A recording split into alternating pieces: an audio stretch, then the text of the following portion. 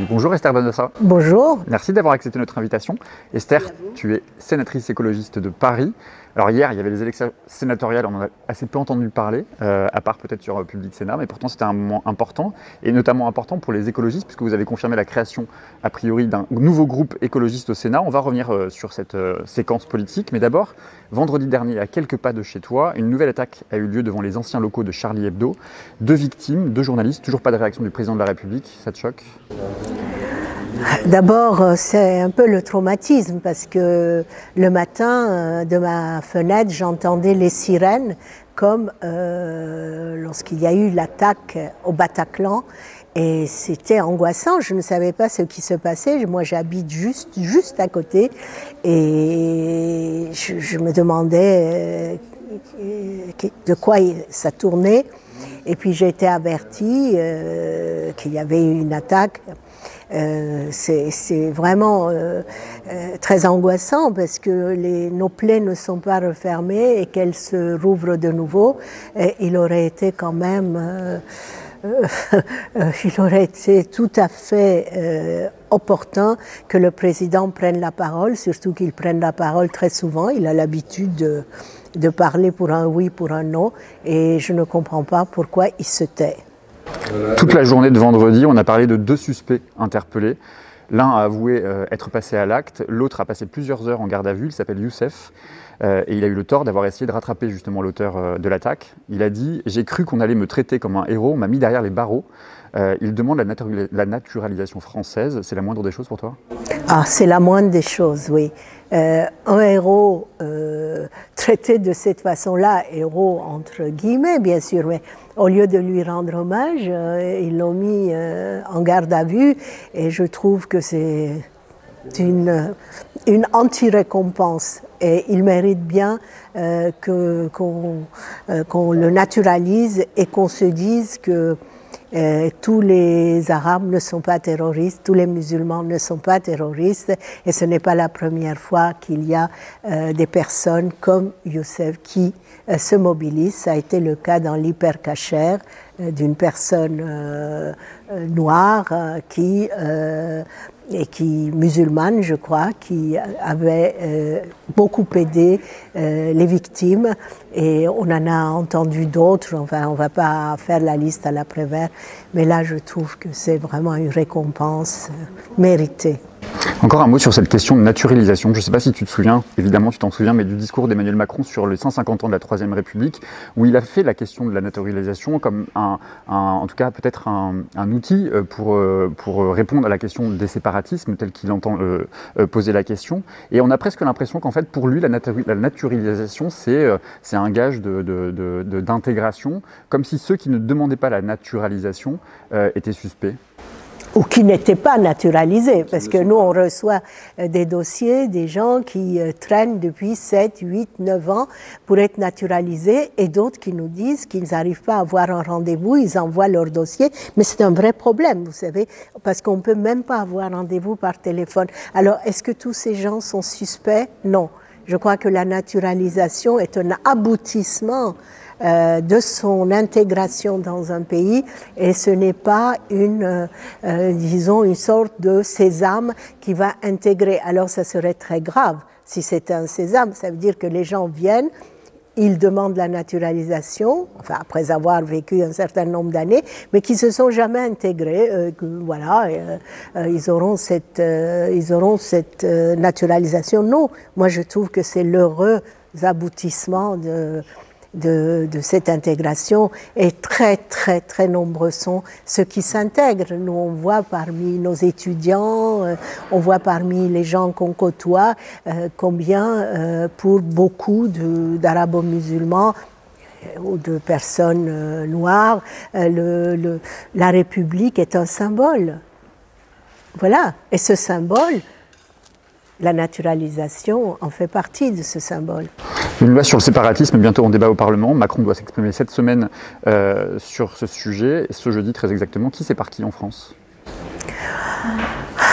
Sépare ceux qui rejettent les immigrés, les gens d'une autre religion qui attaquent les personnes, surtout actuellement musulmanes, mais enfin on sait qu'il y a de l'antisémitisme aussi en France. Le racisme n'est pas un mot au singulier, mais au pluriel. Et il faut peut-être se dire que ce n'est pas le moment de faire une loi pareille. Aujourd'hui, nous avons besoin de sérénité et de cohésion. La maladie domine notre quotidien et faire une loi sur le séparatisme, c'est quand même diviser la nation. Et en même temps, je me dis, j'ai pensé que Macron était une personne qui avait un peu disons, cette mentalité à l'américaine. À l'américaine, quand je dis, c'est tu produis, tu consommes, voilà, on te laisse tranquille avec ta religion, tu fais ce que tu en veux, mais tu ne te promènes pas dans l'espace public, tu n'envahis pas avec, je ne sais pas, des mœurs qui ne correspondent pas à certaines de nos habitudes. On les fait, mais en privé, et les personnes qui se promènent avec un fichu et que c'est pas la burqa, bon, c'est vrai que s'ils sont fonctionnaires ou si elles sont, enfin surtout si elles sont fonctionnaires, il faut l'enlever, mais il faut arrêter de s'attaquer au corps de la femme. Et à ce moment-là, il faut aussi se dire que les personnes qui se promènent en djellaba, les hommes, il faut leur interdire la djellaba et que ça soit pas seulement une emprise sur le corps de la femme. Et cette loi sur le séparatisme, il faut un peu l'oublier. Il faut que M. Macron revienne à sa mentalité sur ce point, que j'appréciais, parce qu'il a longtemps, il s'est empêché de parler d'islam, de séparatisme. Il fait quoi en faisant ça, en fait? Il va sur le terrain du Front National? Oui, c'est ça, le Front National, de la droite conservatrice, et puis après la porte est ouverte pour l'extrême droite. Il donne des gages. Et c'est même pas dans son néolibéralisme. Ce néocapitalisme ne s'occupe pas de la religion des gens. Je ne dis pas qu'il ne faut pas combattre l'islam politique. Enfin, l'islam politique, il faut le définir, c'est le salafisme et des branches très politisées et vraiment, disons, endoctrinées. Et qu'on veuille endiguer cela, oui, ça va de soi, mais il faut l'endiguer aussi en amont par plus d'éducation dans les quartiers, plus de police de proximité, plus d'aide aux familles, plus d'éducation. Il y a tellement de choses à faire. Nous avons échoué dans la politique de la ville et nous nous sommes concentrés toujours sur l'islam politique. Je vous dirais que ayant vraiment étudié l'islam en tant qu'historienne des religions en Turquie ou dans d'autres pays, c'est l'islam politique, c'est disons le parti du lait et du pain, à savoir ceux qui aident les pauvres. Et là, je crois que nos dirigeants ne veulent pas voir cet aspect. Autre sujet d'actualité que Libération a mis en une ce matin, Libé titre « Une femme pour sauver la gauche » avec les visages d'Anne Hidalgo, Delphine Batho, Christiane Taubira, Manon Aubry et 2 directrices de la revue Regard, Clémentine Autain et Elsa Fossillon, les députés. Il manque Esther Benbassa. Moi, je ne veux pas sauver. Il manque des femmes pour... enfin non, il manque pas d'ailleurs, des femmes pour sauver la gauche, pas encore pour sauver le pays, ni être candidate à l'élection présidentielle, visiblement. Oui, moi, ce n'est pas mon objectif du tout, parce que moi, je suis pour la 6e République et pas pour une République verticale. Donc, je salue toutes ces personnes qui figurent sur la une de Libération. Il était temps, parce qu'en général, ils ne mettent Libé, mais plutôt des hommes.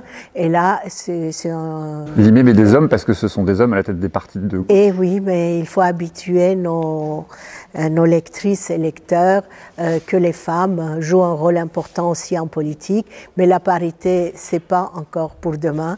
Même dans le futur groupe que nous allons organiser, constituer, Et il n'y a que 4 femmes. Et 8 hommes. Et chez les écolos, dans la course à l'Élysée, on voit qu'il y a 2 hommes qui émergent, pas encore de femmes. La parité est un objectif non atteint. Alors justement, les essais sénatoriales, hier soir, il y avait les résultats du renouvellement de la moitié du Sénat. Pas beaucoup de surprises à part vous, peut-être, les écologistes, qui êtes en capacité de constituer un groupe au Sénat. C'est pas la première fois. À quoi il va servir ce groupe écologiste au Sénat ?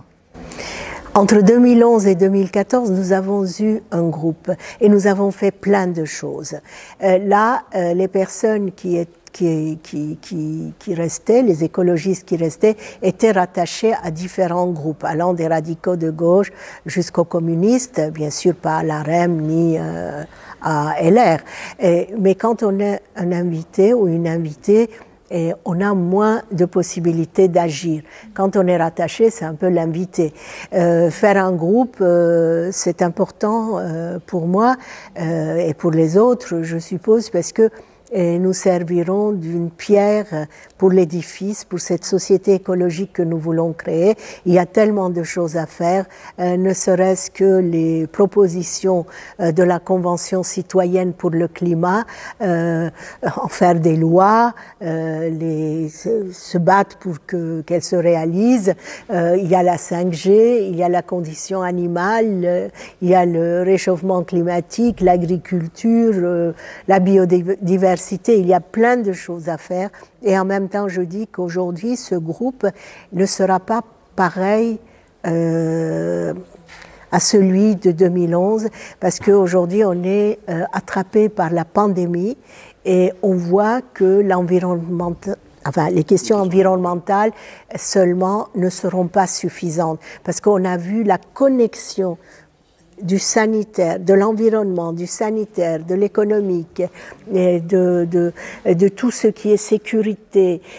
Tout cela s'est mêlé, même le culturel. Regardez, les cinémas ont fermé, les théâtres n'ont pas fonctionné, les intermittents sont lésés, les acteurs, actrices ne travaillent pas. Donc c'est un ensemble, l'écologie politique, et l'écologie politique qui ne s'occupe pas du social ne peut plus exister parce qu'on a vu avec la maladie combien l'effet grossissant des inégalités a joué comme une loupe et qu'il n'y a pas d'écologie politique sans justice sociale. Tu étais rattaché avec les communistes, dans le groupe communiste jusque-là. Pourquoi ne pas avoir fait groupe commun avec les communistes, peut-être pour être plus fort d'ailleurs au sein de l'hémicycle du Palais Bourbon, du Palais du Luxembourg? D'abord, nous n'avons pas le temps là, en raison des délais très précis. On doit rendre lundi la composition du groupe. Je ne sais pas pourquoi, deuxièmement, il n'y aurait pas un groupe avec une identité écologique. On n'a pas toujours besoin de s'adosser à un autre groupe. On aurait pu discuter peut-être, mais on aurait pu discuter politique plutôt qu'agrégation. Et puis... Vous allez faire jeu égal à peu près, vous allez être entre 10 et 12 peut-être sénateurs. La voix ne serait pas plus forte à 24 au sein d'un groupe politique? Est-ce que l'objectif c'est d'être plus fort au Sénat, que vous soyez 12 ou 24? Le rapport de force est quasiment le même. Une majorité LR avec un groupe LAREM pas trop important. Mais enfin, je ne sais pas, nous voulons avoir notre identité. On n'est pas des supplétifs, ni des socialistes, ni des communistes.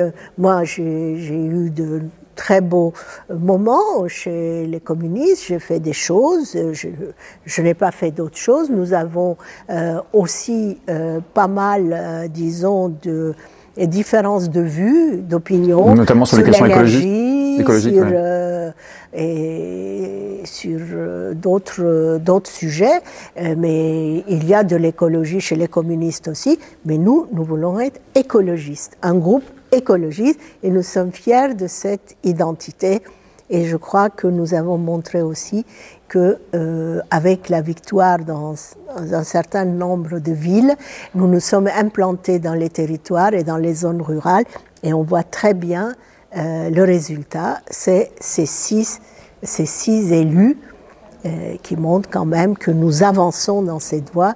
On ne peut pas gagner la présidence si on ne s'implante pas aussi dans les territoires, dans les zones rurales, parce qu'on ne peut pas rester seulement un parti des centres-villes. Et en cela, c'est une victoire. Et c'est ce qu'arrivent à faire les écologistes et ce que n'arrivent pas à faire les députés, enfin les macronistes, pardon. Tu vas présider ce groupe, Esther ? J'ai posé ma candidature, c'est le groupe qui décidera. Moi, je suis une démocrate. En tout cas... Ça va se décider cette semaine ? J'espère, oui.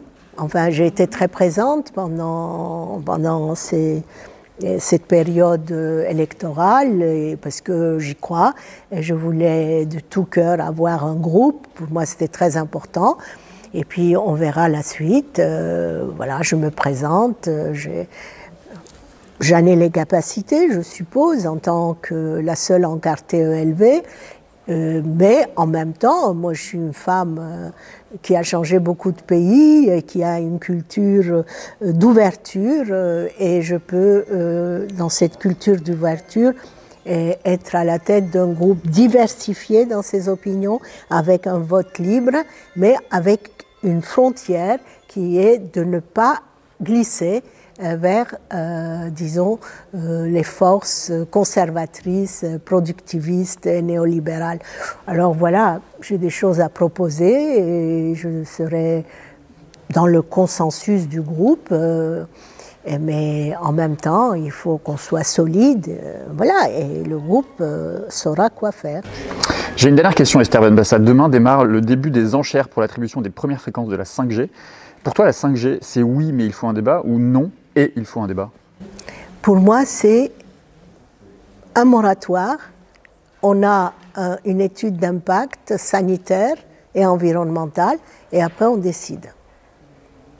Parce qu'on ne va Donc, pas de position de principe pour et contre le 5G, mais il faut un débat public. Il faut un débat public. Pour ou contre, vous savez, cette binarité n'est jamais positive. D'ailleurs, c'est pas une religion, la 5G. On va être pour, contre. C'est pas un match de foot. Bon, mais voilà, on veut être renseigné. Il faut qu'il y ait un débat. Et après le débat, on verra. Merci beaucoup, Esther. Merci à toi.